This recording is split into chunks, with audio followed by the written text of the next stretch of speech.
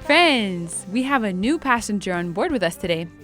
Hi Lillianna, welcome to our program. Thank you for coming to give your testimony. Could you introduce yourself a little? I'm Lillianna.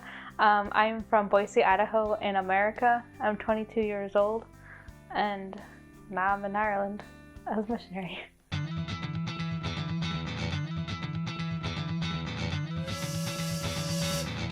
So you're a missionary, but you haven't always been Catholic, have you? No, I grew up Protestant. Could you tell us a bit about your faith life when you were little? Did you have a relationship with God? Yeah, I've always had a relationship with God. My parents instilled that into me from a very young age. And so I always grew up going to church every Sunday, praying with my family. And so faith was very a big part of our lives. And so I never really strayed away from it.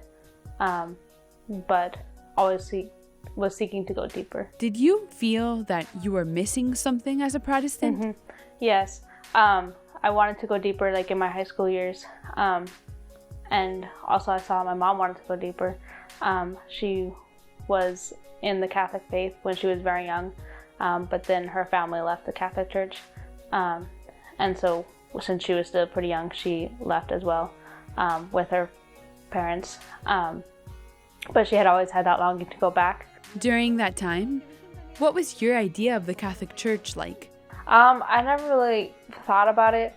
And my mom would like bring in a few things that were like Catholic, like in our family. So we'd always celebrate Lent and Advent, which a lot of times people would like label that as like mostly Catholic. But I never really like saw that as Catholic. I just saw it as like just a thing that we did in our family that brought us closer to Jesus.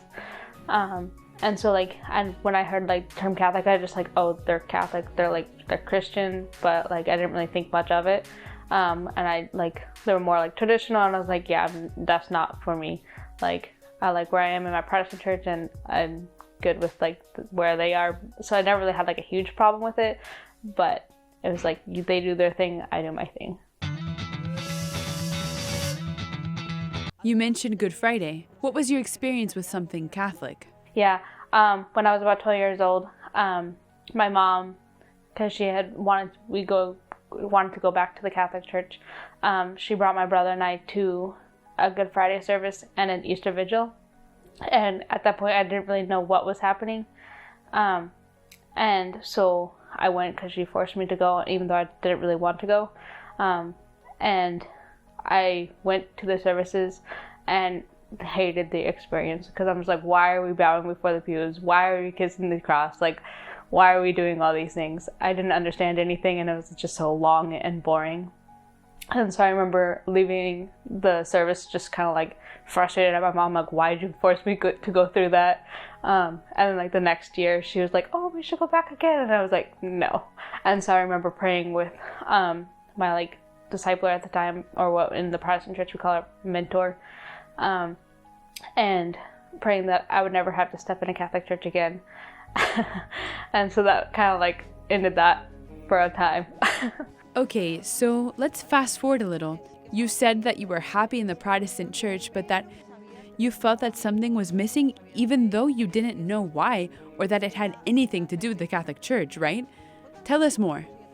Yeah, when I was going through like that teenage years, I was trying to go deeper, and so I had like mentors that would help me go deeper in a sense, but then I kind of always like felt like something was like missing. And during that time the Lord was just really like helping my heart to be more open just to His will and to His plan, and to be open to change. So like my family had talked about like being a missionary for a little bit, like in another country for a couple months, and different things like that, just like working on like helping me to be open to change. And so yeah, and just like slowly trying to go deeper, but not really finding anything in the Protestant church. Okay, so we're at your third year in high school. What happened? In my third year of high school, my friend invited me to a Catholic youth group, and she I knew she was Catholic and we were friends, and I was like, okay, I'll go once. And then I want you to come to my youth group, because I was very involved in my Protestant youth group. And I went to her Catholic youth group, and we were like listening to a podcast about like Catholic apologetics. And so a lot of it I did not understand, but the community that was there was so beautiful, and they were just like so welcoming to my brother and I that were Protestant, and they all knew that we were Protestant, and they were just so welcoming to us, that I wanted to keep on going back for the community. And as I kept on going back, I started to actually like listen to the talks, and try to get meaning out of them through the Catholic lingo. It took a while to like learn all the lingo, but over time I was like, oh, there's actually like more substance here, and started to like learn more about the Catholic Church, and was like, wow, I can actually like the deepness that I wanted to go into like in the Protestant Church where I couldn't find it, I was finding in the Catholic Church. And that centered around like the Eucharist, and just like the true presence of Jesus in the Eucharist, which we did not have in the Protestant Church. We think it's a symbol when we receive communion, but in the Catholic Church, it's actually his true presence. And that was the big thing for my conversion. Was it hard for you to believe in the true presence of Jesus in the Eucharist? It took me a while to like figure it out, but then I listened to a talk. I can't remember who it was by, but it was really about like the authority of the church. And then also just like looking at the passage in John chapter 6. And most Protestants will just skip over that. But like when you look at it, like nowhere does it say this is a symbol of my body. It says this is my flesh. And like in some translations, like he had to like gnaw on his flesh, or when you like translate it exactly from like Hebrew or whatever it is. And so that's really what got me to like believe that it was like his true presence, and that's like the Catholic Church believes, like what the Bible teaches and what Jesus said. Was there a certain moment when you began to think, maybe I should convert to Catholicism? Yeah, so I started going to another Catholic youth group that was actually connected with the parish. The other one was more like apologetics and was only once a month. And so then when I started going to one at the parish, it was a confirmation class, which was their youth group. And so through that, I started learning more about like the formation of becoming a Catholic.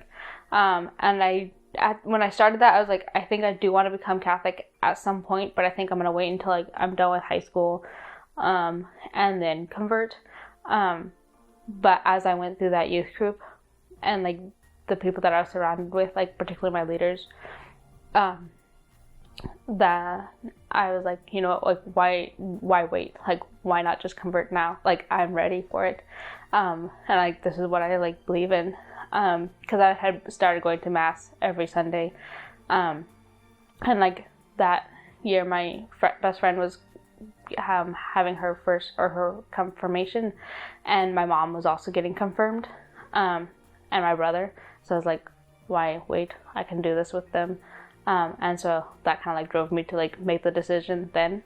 And so at the end of that year, right before I turned 18, I entered the Catholic Church. Your mom and your brother were going to be confirmed. So had they already entered in the Catholic Church, or did you all enter together? My brother and I, we entered at the same time. We had both been baptized in the Protestant Church, and then we had our like profession of faith and First Communion just like a few days before the confirmation, because then we wanted to be confirmed with like the group that we had been traveling with that year. My mom, when she was younger, had her First Communion, and so she just needed her confirmation because she had never had that since they were in the Protestant Church, when she would have had to do that like in high school. How did your friends and family react? I'm guessing that your family realized at the same time that you all wanted to be Catholic. How did that go? A lot of my Protestant friends kind of like fought with it a little bit. Some people like thought I was like losing my salvation, which I knew I wasn't. And so like definitely it was hard, because there was a lot of pushbacks from like my friends that were Protestant. But at the same time, like it wasn't as hard because I was forming so many beautiful and better relationships in the Catholic Church. that were actually like helping me to like towards heaven, and helping me grow in my faith. My family, like, yeah, like it created a lot of good conversations for us. My dad is still Protestant, but he attends Catholic Mass with us every Sunday, and is very involved, and he sees like how much my brother and I have grown in our faith. And so he's like, at the beginning he was kind of pushed back, but now he sees how much we've grown and is very supportive of us growing in our faith. And so yeah, my mom and my brother and I are Catholic now. When you were in the process of making that decision, did you ever have the temptation to say, I don't want to, because of the pressure from your friends, or perhaps thinking that it wasn't a good idea? Definitely, like, the questions from them helped me like question myself, and it's like, okay, why am I actually doing this? Do I actually want to do this? And ultimately, like, their like questions and concerns like helped me like be firm in my answer, like, yes, I do want to do this, like, yes, this is where like I feel closer to the Lord, and like, yes, like, this is the truth, this is what I'm seeking. So ultimately, like, it helped me grow closer. After all that has happened, have you ever thought about that experience you had on Good Friday? I did remember it, and I just kind of like laughed at it, because it was like, wow, I'm very glad that like the Lord did not answer that prayer at the time, because he knew like what was best for me. And so I was like, yeah, like, that was definitely just kind of like a funny thing. Like, the Lord is fun. And so I definitely remembered that. But now, like, when I can go to a Good Friday service and actually like understand what's happening, I'm like, wow, this is so beautiful. And like, I'm so glad like the Lord kept on like pursuing me and brought me to the Catholic Church. So what was it like the day you entered with your mom and your brother into the Catholic Church? Yeah, so it was kind of like 2 days, I guess, kind of. The first day, like when I had my first communion, and for profession of faith, like there was just like so much joy. And though there was like only like a small group of people that like came to our like that mass, it was like the people that mattered and then like helped me along that journey. And there's like so much joy, and like everybody wanted to like celebrate with us.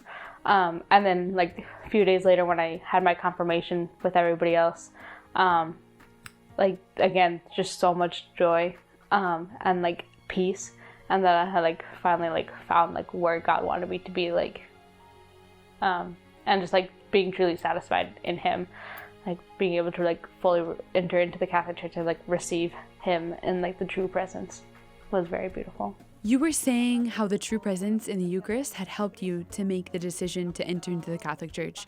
Since you've entered, have you ever had an experience with Jesus in the Eucharist? A big one was definitely like when I was my first year of college. I was very involved with Focus, and I went to one of their conferences. Can you explain what Focus is?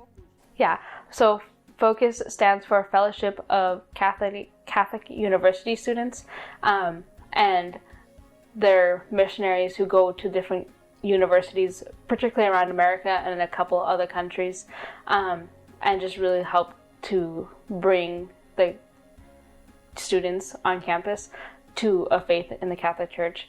And so their big things are like Bible studies, and discipleship, like one-on-one discipleship with the students. And so there was Focus missionaries on my college campus, and I got very involved with them. And so I attended their big conferences that they held every year. And it's like 8,000 college students all in one like big conference building, which is so beautiful to like see that many like Catholics, and like young people like pursuing their relationship with the Lord.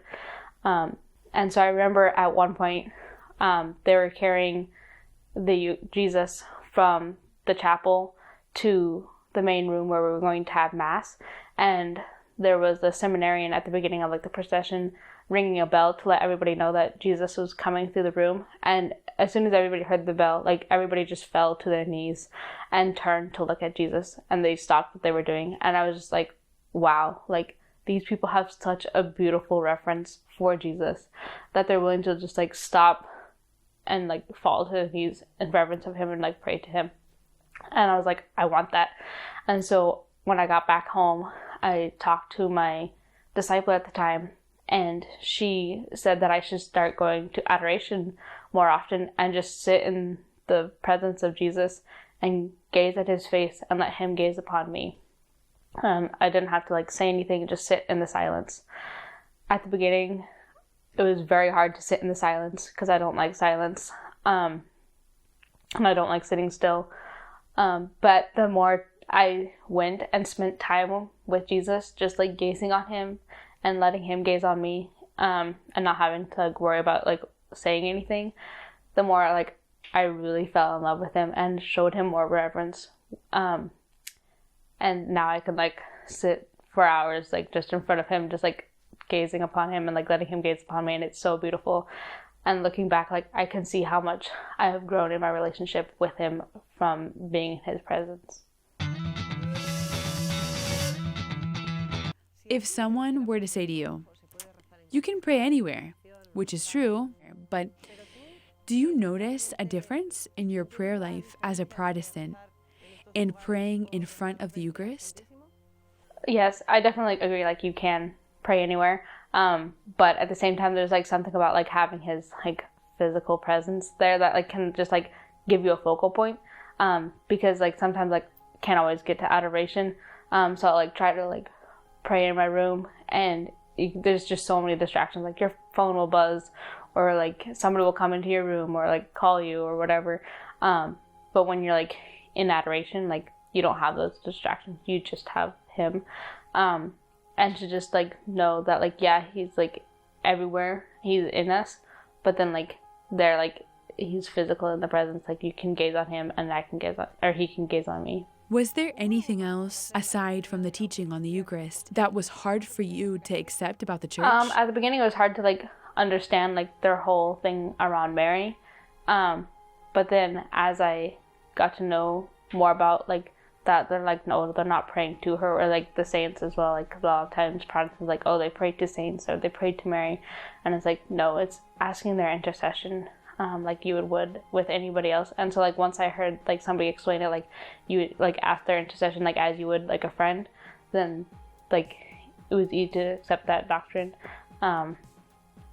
because we're not like praying to them, we're just like asking them to pray for us. And like why wouldn't I want to like ask for prayers from like people who are already made it to heaven, because that's where I'm going. And now, speaking about our Blessed Mother, about how you perceived her, how you saw her, your relationship with her, how was that change for you? Yeah, definitely. Like when I was Protestant, I knew she was like the mother of Jesus, but not really much more than that. Had like a desire to know her more, but I always thought like I would have to wait until heaven to know her more. And so then when I became Catholic, and she's like this huge, she's like, and like figured out like she was our mother, I decided to like pursue her more, and like learn more about her by like starting to do the 33 Days to Morning Glory by Father Michael Gately.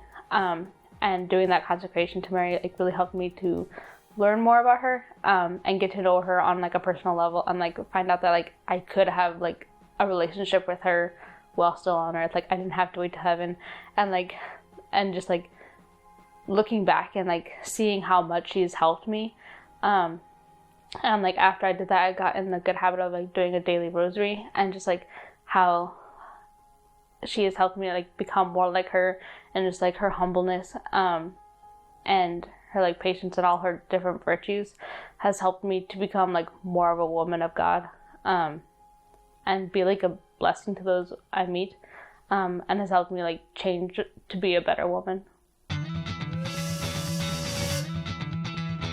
The sacrament of confession, how was that for you? Was it hard? What was your experience? It was definitely like a struggle at the beginning. I was like scared, like why do I have to go to a priest and like confess all my sins?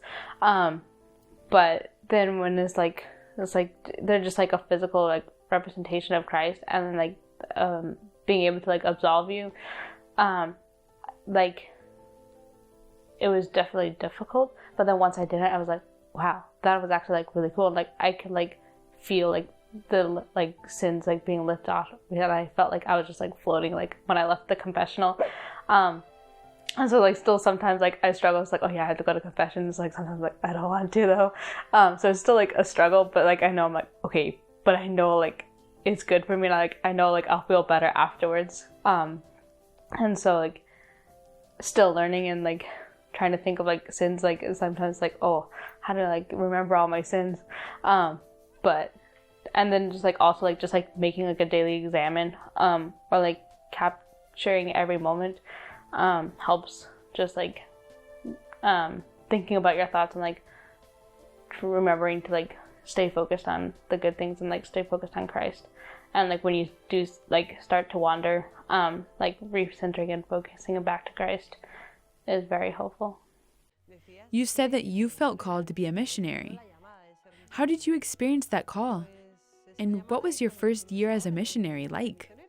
I first like felt the call like actually when I was still Protestant. When we were Protestant, my dad was like the missions pastor at our church, and so we always had missionaries from all over the world staying at our house. And so like just hearing their stories was just like so cool. And so I was like, oh, it'd be great to do like a short-term mission sometime. I never thought like it would be like a year-long thing or multiple years. I just thought it was like, well, maybe like 10 days I'll like go to Uganda, because we had a like sister church in Uganda, and like help them like with their school or whatever. Never thought it was gonna be like a huge thing, and I always thought like it would be like, oh, a third world country. But then there was like a time where it's like, oh no, I just want to be like a missionary like in my own like town, or like in like the city, or like ministering to like the people around me. But then when I was like in college, and after I had converted to Catholicism, I still like wanted to be a missionary at some point. I just didn't know like how or when it was going to happen. So then I got involved with the Focus Missionaries. And at the beginning I was like, what, you're like missionaries but you're on a college campus? I was kind of confused at that. But then once I like got to them, or got to know them more and see like their work, I was like, wow, this is actually like really cool. Like they're doing so many beautiful things and like bringing people to Christ like through Bible studies and discipleship. And like, yeah, we're all called to mission. Like it doesn't have to mean like you have to like go live in a third world country to be a missionary. And so like as I was going throughout college, I was like, you know what, I think I want to do that. And so when I was nearing my time ending in college, I was looking at different missions, and I knew I had this like desire to go into Ireland. And so, and when I became Catholic, my confirmation saint is St. Patrick, and I just really felt him too, and he was also a missionary. And so I just really felt him calling me to Ireland to be a missionary and continue his work here. What would you say to a Protestant who says, I'm happy in the Protestant church I'm in. I believe in Christ and I feel close to God. What would you say to them? I definitely would say like seek truth and like always like continue to seek Jesus, because like he'll draw you in. I definitely was like happy in a sense. Like I like thought I was happy when I was in the Protestant church, but then when I like stopped to like actually think about it, and like people like asked me questions, or like I saw other people like growing in their faith like by pursuing the Catholic Church, I was like, oh, like maybe I'm not really happy, like I'm just pretending to be happy, or like faking that I'm happy, or like I could be happier in the Catholic Church, like more satisfied. And so I would just suggest like start like researching for yourself, because I think really like we all have like different journeys, and like if you want to stay like where you are, like you'll like remain maybe happy, but like just think like you could like grow so much more from like, and you could be happier if you like just continue to seek Jesus, and he'll lead you where he wants you to be. Lillianna, thank you for sharing your testimony with us. I'm sure it's going to help many people get closer to Christ. Thank you, Christine.